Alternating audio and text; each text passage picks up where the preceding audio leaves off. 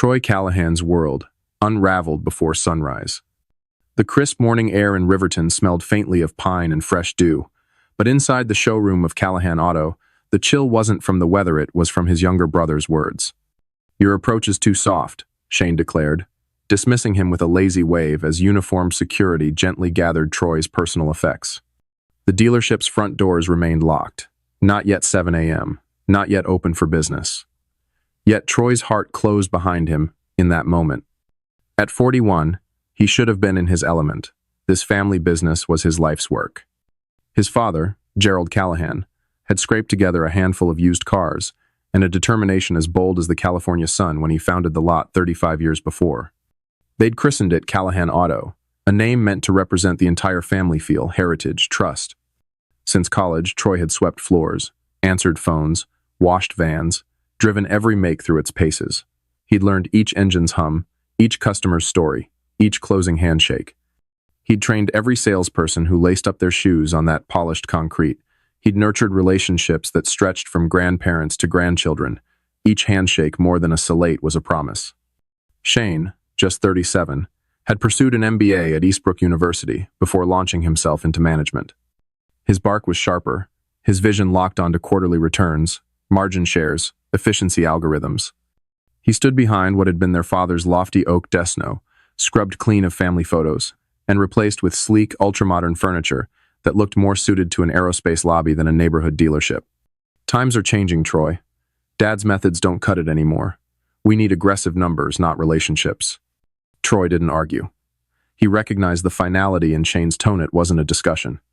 Security guard Pete, whose teenage daughter Troy had helped buy her first car just last summer, moved with awkward deference as he packed framed photographs and desk knickknacks into a plain cardboard box. "You'll receive 2 months of severance," Shane continued, eyes never lifting from his laptop screen. "Professional courtesy." Professional courtesy. The irony still stung like spilled gasoline. Troy lifted the box wordlessly, feeling its weight more in memory than in material. Each picture, each trophy, each award was a testament to 16 years of sweat, loyalty, and genuine care. The cardboard felt cold in his hands, and he nodded once to Pete before moving toward the front doors. 16 years reduced to a single 15-minute meeting. Outside, frost still clung to windshields, glimmering like a bed of tiny diamonds. Troy placed his box atop the hood of his old pickup, studying the large green and white sign, Callahan Auto. For decades, that sign had beckoned neighbors, families, workers, even strangers from miles around. It had meant community. Now it felt like a requiem.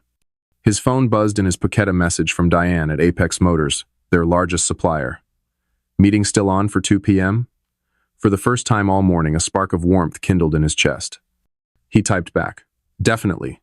Just freed up my entire afternoon." 3 days earlier, under the radar, Troy had quietly negotiated a life-altering deal. Apex Motors had approached him directly after years of impressive performance, offering him the exclusive regional distributor contract for the Pacific sector. The paperwork was already in motion. Shane knew nothing. Neither did any of the staff. His father was unreachable off fishing by a remote mountain lake in the Crescent Lakes region, phone service non-existent. Perfect timing, Troy thought, with a bittersweet smile. Sliding behind the wheel, he glanced over at his brother inside the showroom, already interviewing a replacement. A polished young man in a slim suit gestured wildly about pipeline projections as Shane offered a curt, dismissive nod. Shane caught Troy's eye through the thick glass and lifted a single hand in a swift, belittling wave. Troy returned it calmly, a courteous smile on his lips. How long, he wondered, before he realizes what's coming? A week, maybe 2, certainly before next month's inventory order. The Callahan legacy had begun in earnest when Gerald Callahan arrived in Riverton with 10 dust-covered cars and a dream. His wife, Marjorie, had balanced the books on a second-hand desk lamp while he sold every model 7 days a week, rain or shine. Troy had joined straight out of college, eager to learn the ropes from his father's stooped shoulders. Shane, meanwhile, had studied theory in ivory towers, only coming back to test his models against the family business. Their father never played favoritisor, so Troy believed. Different styles for different times, he'd say, steering a family dinner discussion from tension back to polite laughter. But Troy felt the tremors beneath the surface. Shane's whispers of efficiency began to overshadow Troy's emphasis on personal touch. The first fracture appeared last Christmas. Gerald, age 65, and nursing a bad back, announced over roasted turkey that he was considering retirement. Troy's heart leaped, expecting a joint proposal. Co-ownership, shared stewardship. Instead, Gerald praised Shane's modern ideas for efficiency. Shane smirked. Troy felt a cold knot settle in his stomach. In February, the ownership transfer papers arrived. Shane, taking the reins that June, Troy was to remain senior sales director, he thought. Instead, the cards shifted again. His team reassigned. Office shrunk to a corner. Supplier contacts rerouted through Shane. Streamlining communications, Shane had called it. That same month, Apex Motors executives visited the showroom to discuss reorganizing their distribution network. Shane claimed to be too busy to attend, so Troy represented the dealership. It was during that meeting, over the hum of air conditioning and polished mahogany tables, that Jack Bennett, Apex's VP of Sales, leaned forward and said, "We value relationships, Troy. Always have. We want you running our Pacific sector." Troy's pulse had thundered. This was an offer not just for him, but for every customer whose name he remembered, every handshake he'd shared. He asked for time, and later that weekend, as he weighed loyalty against opportunity, his mind drifted between memories of childhood mornings in the lot and visions of the autonomy this new role promised. On a quiet Thursday, Gerald flew off to the Crescent Lakes region for a lengthy fishing trifus. Back demanded rest, he said. It left the path clear for Troy. He met Jack at a small cafe away from the dealership's fluorescent lights and slid the distributor contract across the wooden table. "Exclusive rights for the Pacific sector," Jack confirmed. "You'll oversee allocation to 17 dealerships, including yours." Troy stared at the parchment. Better pay, better hours, his own team, yet it meant walking away from everything he'd molded. "Why me?" Troy had asked. Jack tapped his fingers on the table. "Dealerships come and go, but relationships endure. You have more trust in this network than anyone we've worked with." That sealed the deal. He brought the papers home, slept fitfully, then spent the next week discreetly backing up customer files, memorizing contract clauses, preparing for his new life. He waited for Shane to make the first move. That move arrived on a Monday. After Dawn's severance notice, Troy went straight to finalize his contract with Apex. By that afternoon, he'd scanned and emailed the signed papers to Jack and been whisked into a modest office at Apex's regional headquarters. A large wall map dotted with pins identified each dealership under his care. Callahan Auto was the largest, brightest pin of all. Jack walked him through the ordering portal, allocation procedures, pricing guidelines. There was no fanfare, but Troy felt a calm clarity he hadn't known in months. A week later, his phone rang, from the Callahan Auto mainline. "Troy?" It was Vanessa in accounting. Her voice was low, frightened. "Shane's losing it. Orders are blocked. Inventory won't confirm."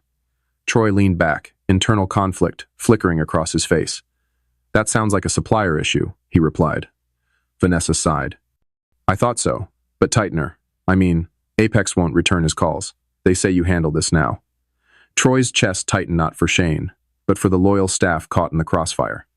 "Tell Shane to follow standard channels. It'll resolve." He hung up, empathy mixing with resolve. 2 hours later, Shane's name appeared on his caller ID. He let it go to voicemail. When he replayed the message, it was exactly as expected. Demands laced with fury. Troy waited until morning to return the call. "Callahan Auto, this is Shane." "Shane, it's Troy," he said. "Got your message. You need 16 vehicles by Tuesday?" Shane's voice cracked with frustration. "The system keeps redirecting me. You changed something." Troy held his tone steady. "Have you contacted your Apex rep? They've been overwhelmed with the transition new distributor protocols, you know." There was a sharp intake of breath on the line. "Well, fix it. This is your mess." Troy closed his eyes.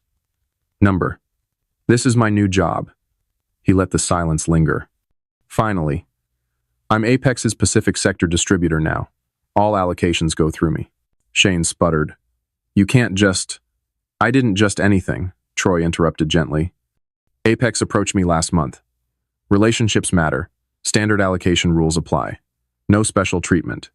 "That's illegal," Shane barked. Troy almost smiled. "It's not illegal. It's business. And Dad's unreachable, remember? Unplugged at Crescent Lakes." Another pause. "You caused this by firing me?"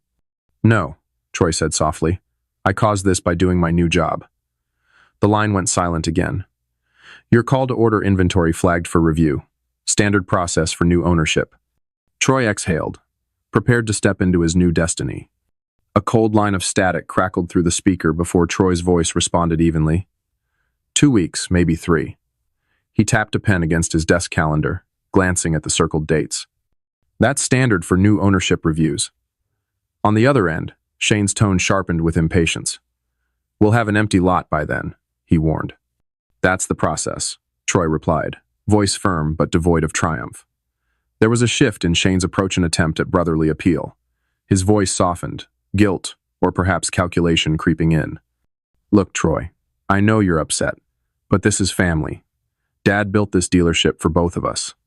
Troy closed his eyes, envisioning the countless family dinners, his father's steady gaze hovering between them. I remember, he said quietly. But like you said, Shane continued, leaning into the earlier accusation, times are changing. Your sales approach was too aggressive, too soft, I mean. Not relationship-focused enough. A choked laugh bubbled from Troy's throat before he quelled it. Son of a, don't worry, Shane cut him off. I'll review your application personally. Have a good day. And with that, he hung up. Troy stared at the silent phone, expecting the surge of vindication he'd once craved, but found only a hollow ache. He stared out the window of his modest new office at Apex Motors, watching early commuters stream past. The phone rang again immediately. Shane's number flashed. Troy declined. Then it rang once more, this time, his father's, Bektida. He caught his breath and pressed answer. Dad? Son, what the hell is going on? Gerald's voice trembled, betraying equal parts confusion and hurt. Shane says you're blocking inventory orders. Troy pressed the phone to his ear and exhaled slowly. I'm not blocking anything, Dad. I'm working for Apex now as their Pacific Sector distributor.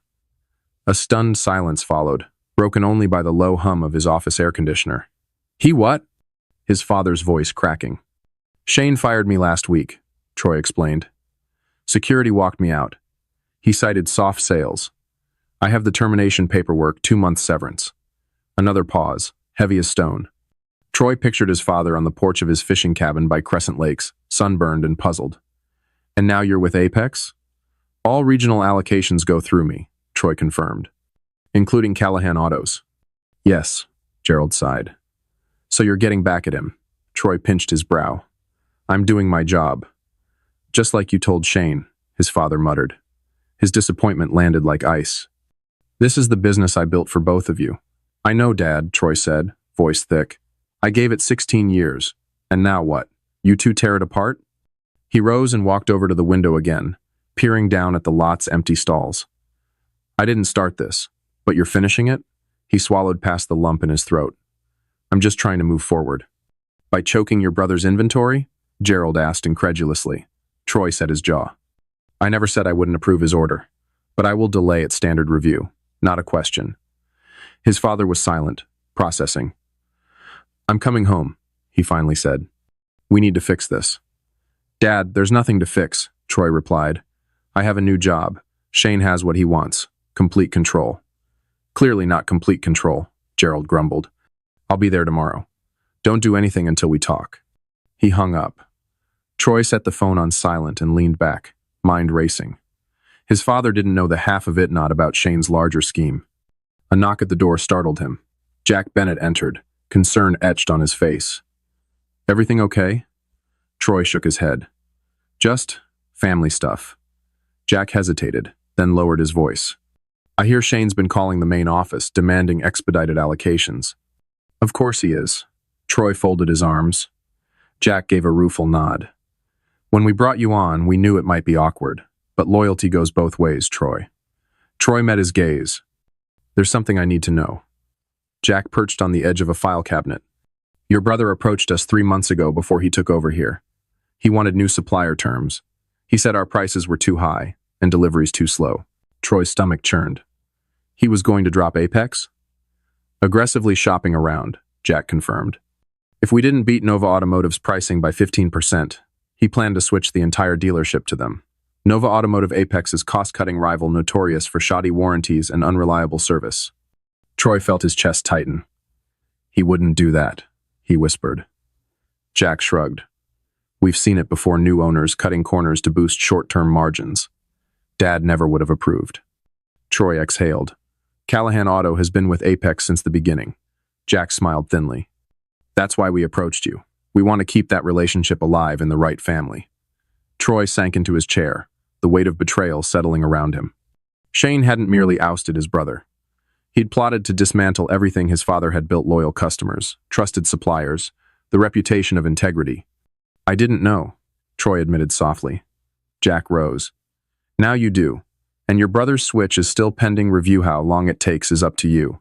With that, Jack closed the door. Troy turned back to his screen, eyeing Shane's stalled order. His finger hovered above the keyboard. Tomorrow, his father would arrive, demanding resolution. But now Troy understood the real stakes. He couldn't sleep that night.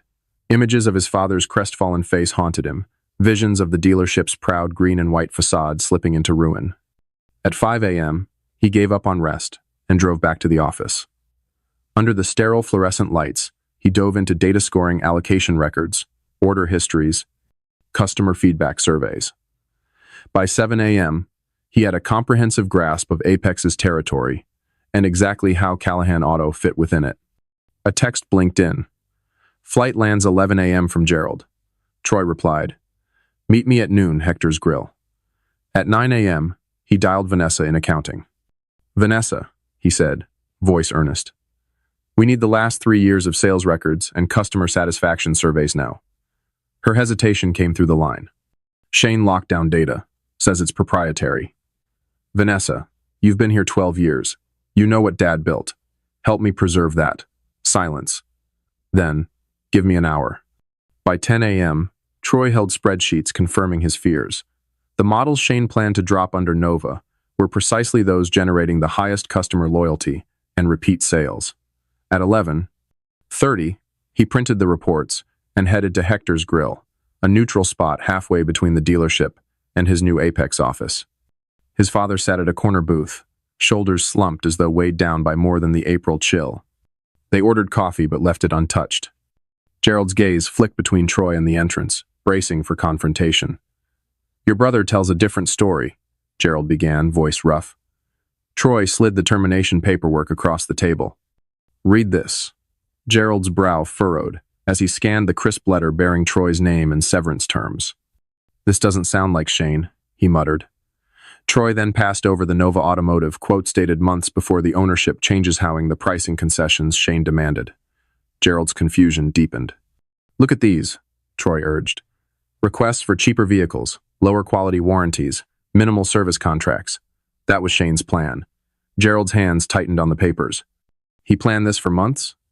Troy nodded. First he edged me out. Then he tried to replace our supplier and then, likely, sell the dealership at peak profitability. His father set the files down, exhaustion etched in every line of his face. I don't understand. Why? Short-term gains, Troy said. He boosts quarterly profits, builds a turnaround reputation, then flips the business to a larger auto group. Gerald's eyes widened. He'd sell Callahan Auto? Troy reached into his briefcase and pulled out a folder. That's where this gets interesting. Inside were projections Troy had labored over all night: a proposal to rebrand Callahan Auto as Apex's premier dealership, exclusive models, priority allocations, concierge service packages, higher margin opportunities. He spread the charts and customer loyalty graphs across the table. Our happiest customers aren't bargain seekers. They pay for trust, relationships, quality service. Gerald leaned in, studying the numbers. These projections, they're solid. They're real, Troy said. Shane's plan would shave profits but cripple our reputation. This plan preserves your legacy, enhances it. His father looked up, admiration mingling with surprise. So Waith fires his own brother to enact this? Troy shook his head. I'm not here to punish. I'm here to preserve. You still own this property, the land, the buildings. Shane only owns the business entity. Understanding dawned in Gerald's eyes. So, we could evict him? I'm giving him a choice, Troy said, voice resolute. He can run Callahan Auto, our way exclusive Apex partnership, premium service, higher margin, sir, sell his share back to us. His father's eyes searched his face. Partners? Troy extended his hand across the table. Partners. Gerald's hand closed over his. And if he refuses? Troy met his gaze. Then I approve his current inventory order today. stepped back and let him have at it. Silence reigned as Gerald digested the offer. Finally, he reached for his phone. "I need to call Martha," he said, his longtime attorney. At the dealership 2 days later, Gerald, Shane, Troy, and Martha sat around the polished conference table. Martha laid out 3 documents, her tone neutral. "Option 1, she began, sliding the first paper to Shane. "You remain owner of Callahan Auto under a revised lease. Terms include maintaining our exclusive partnership with Apex Motors." Shane's jaw twitched. He did not touch the paper. "Option 2, Martha continued, pushing forward the second document. "You sell your ownership stake back to Robert and Troy Callahan at fair market value, adjusted for any losses due to inventory disruptions." Shane glared across at Troy. "This is extortion," he hissed. "This is business," Troy echoed calmly. "Option 3, Martha said, presenting the final document. "You retain ownership but must relocate the dealership. Your current lease will terminate in 30 days.